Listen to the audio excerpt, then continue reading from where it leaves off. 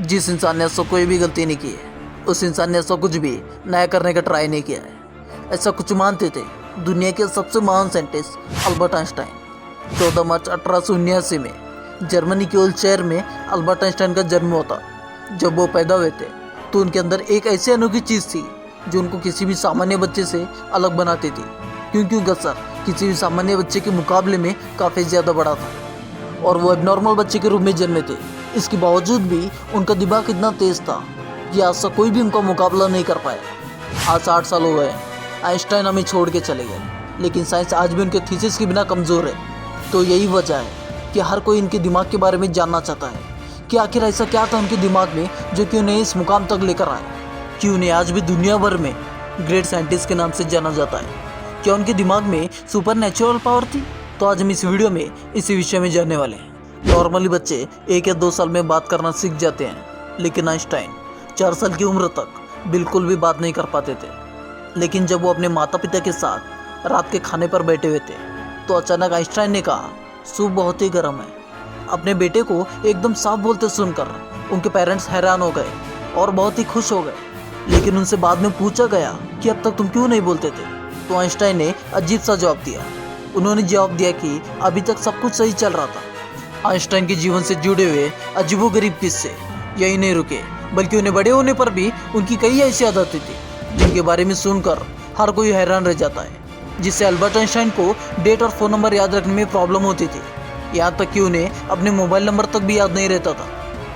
एक बार उनके सहकर्मी ने उनसे उनका फ़ोन नंबर मांगा। आइंस्टाइन ने उनके पास रखे हुए टेलीफोन डायरेक्टरी में उनका नंबर ढूंढने लगे, तो ये देखकर सहकर्मी ने हैरान होकर कहा, आप अपना फ़ोन नंबर क्यों याद नहीं रखते?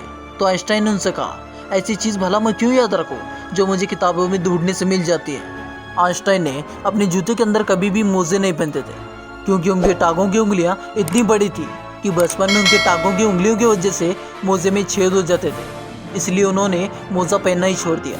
यहाँ तक कि उन्होंने अपने जूते के फीते भी दूसरों से बनवाते थे, क्योंकि उन्हें जूते के फीते भी बांधने नहीं आता था। आइंस्टाइन हमेशा से कहते हैं कि मेरे अंदर कोई खास चीज़ नहीं है, पर मैं एक ऐसा इंसान हूँ जिसमें क्यूरियोसिटी कूट कूट कर भरी हुई है। लेकिन आपको ये जानकर हैरानी होगी कि आइंस्टाइन हमेशा से इतने बुद्धिमान नहीं थे, बल्कि वो पढ़ाई में बहुत कमज़ोर थे। इसलिए बचपन में उनकी गिनती बेवकूफ़ बच्चों में की जाती थी। उनकी कुछ हरकतों की वजह से उन्हें कुछ लोगों ने तो शारीरिक से विकलांग कहना शुरू कर दिया था। खास करके आइंस्टाइन के टीचर ने भी उनको पसंद नहीं करते थे, क्योंकि वो मैथ्स साइंस के अलावा बाकी सब्जेक्ट में फेल होते थे और वो बचपन से ही आइंस्टाइन को किताबी ज्ञान से रुचि नहीं थी। हालांकि इसके बावजूद भी उन्होंने दुनिया के सामने साइंस की ऐसी थीसिस पेश की जिसके बिना आज भी साइंस कमज़ोर है, और यही वजह है कि उनका दिमाग आज भी चर्चा का विषय बना हुआ है। 18 अप्रैल 1955 में आइंस्टाइन की मृत्यु के बाद पैथोलॉजिस्ट डॉक्टर थॉमस हार्वे ने आइंस्टाइन के परिवार की अनुमति के बिना ही उनके दिमाग को रिसर्च के लिए निकाल लिया था और वो वहाँ से भाग गए। इसी हरकत के लिए डॉक्टर हार्वे को नौकरी से निकाल दिया गया, लेकिन उन्होंने कहा ऐसा उन्होंने सिर्फ रिसर्च के लिए किया था, और वो वादा करते हैं कि वो आइंस्टाइन के दिमाग पर रिसर्च ज़रूर करेंगे ताकि आने वाले समय में इससे साइंस और साइंटिस्ट दोनों को ही फायदा हो सके। लेकिन रिसर्च पर परमिशन ना मिलने के कारण डॉक्टर हार्वे ने उनके दिमाग को एक जार में रखा। बाद में आइंस्टाइन के बेटे हैंस एल्बर्ट आइंस्टाइन की अनुमति के बाद डॉक्टर हार्वे ने आइंस्टाइन के दिमाग पर रिसर्च करना शुरू कर दिया। पहले आइंस्टाइन के दिमाग का वजन किया गया, जिसका वजन 1230 ग्राम था, जो नॉर्मल इंसान के दिमाग के वजन से काफ़ी छोटा था, क्योंकि दरअसल कई इंसान का दिमाग का वजन 1400 ग्राम होता है। इसके बाद डॉक्टर हार्वे ने आइंस्टाइन के दिमाग को 240 भागों में टुकड़े कर दिया और उन टुकड़ों को दुनिया भर में मशहूर रिसर्चर्स के पास भेज दिया गया ताकि वो अच्छे से देख सके ऐसा आइंस्टाइन के दिमाग में ऐसा क्या था जो बाकी आम इंसानों में नहीं था। और उसके बाद डॉक्टर हार्वे ने आइंस्टाइन के ब्रेन को टिश्यूज के 1000 माइक्रोस्कोपिक स्लाइड बनाए, जिससे आइंस्टाइन की दिमाग की अच्छी तरीके से जांच जा सके। रिसर्च के दौरान ये पता चला कि आइंस्टाइन की ब्रेन में आम इंसानों के मुकाबले में ज़्यादा सेल थे। आइंस्टाइन के दिमाग का सेरेब्रल कॉर्टेक्स एक नाम का हिस्सा एक इंसानों के दिमाग के मुकाबले में काफ़ी अलग था। दरअसल ये सेरेब्रल कॉर्टेक्स दिमाग का एक ज़रूरी हिस्सा होता है जो सबसे जटिल दिमाग प्रोसेस के लिए मेन फैक्टर होता है, और यही हिस्सा होता है जो अजीबोगरीब तरीके से विकसित होता है। और साइंटिस्टों का मानना है कि यही वजह थी उनका दिमाग असाधारण सोचता था। जब साइंटिस्टों ने आइंस्टाइन के दिमाग को फर्दर एग्जामिन करना शुरू कर दिया तो वो बहुत ही हैरान हो गए, क्योंकि उनके ब्रेन में रिंकल पैरेटल और पेरिकुलम मिसिंग है, जिसके कारण उनके ब्रेन की पैरेटल लोब का साइज नॉर्मल ब्रेन से 20% ज़्यादा था।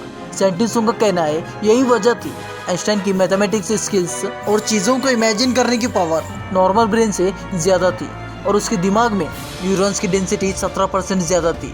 इसकी वजह से आइंस्टाइन को ज़्यादा पावर मिलती थी। साइंटिस्ट के मुताबिक इसी वजह से आइंस्टाइन का कंस्ट्रक्शन और दूरदर्शिता और इसे कई ज़्यादा थी। साइंटिस्ट कहते हैं कि आइंस्टाइन के दिमाग में ज़्यादा फोर्स थी, जो कि उनके इंटेलिजेंस का और एक कारण था। आइंस्टाइन के दिमाग 40 टुकड़ों के रूप में अमेरिका के फिलाडेल्फिया के शहर में मुटर म्यूजियम में प्रिजर्व किया गया। दोस्त, आज साइंस ने कितनी तरक्की कर ली है, लेकिन इसके बावजूद भी आइंस्टाइन के दिमाग और इंटेलिजेंस ही एक पहेली बनी हुई है। लेकिन साइंटिस्टों को आशा है कि फ्यूचर में किसी बेहतरीन टेक्निक के जरिए आइंस्टाइन के दिमाग को और भी बेहतर तरीके से जानने की कामयाबी हासिल होगी। डॉक्टर थॉमस ने आइंस्टाइन के दिमाग के साथ जो कुछ भी किया, क्या वो सही था या गलत? इसके बारे में आपकी राय हमें कमेंट बॉक्स में ज़रूर बताइए। अगर आप ऐसे ही अमेजिंग वीडियो देखना चाहते हो तो इस वीडियो को लाइक कर चैनल को सब्सक्राइब कर लीजिएगा और नोटिफिकेशन ऑन कर दें, ताकि जब भी कोई नया वीडियो आए आप तक नोटिफिकेशन सबसे पहले पहुंच जाए।